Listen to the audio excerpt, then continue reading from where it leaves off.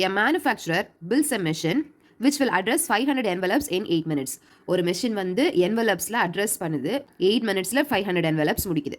He wishes to build another machine. அவர் இன்னொரு machine கூட இது பண்ணணும்னு நினைக்கிறாரு. So that when both are operating together, they will address 500 envelope in 2 minutes. இப்போ ரெண்டு மெஷினும் ரன் ஆச்சுதுன்னா 500 envelopes வந்து 2 minutesலேயே முடிச்சிடலாம் அப்படி யோசிக்கிறாரு.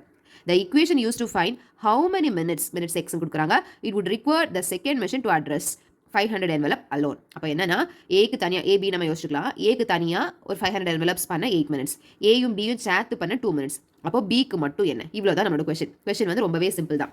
ஃபர்ஸ்ட் என்ன கொடுக்குறாங்க, 500 envelopes இன் எவ்வளோ மினிட்ஸ், 8 minutes. அப்போது 1 minute எவ்வளோ வரும், 1 minute 500/8. இது எதுக்கு, ஏயோடது. ஏ ப்ளஸ் பிக்கு என்ன கொடுக்குறாங்க, 2 minutes தான் கொடுக்குறாங்க. ஸோ 500/2. அப்புறம் பிக்கு அவங்க என்ன கொடுத்துருக்காங்க, எக்ஸ்ன்னு மென்ஷன் பண்ணியிருக்காங்க. அப்போ அதை நம்மளே எக்ஸ்ன்னு வச்சுக்கலாம். ஓகே, இப்போ எல்லா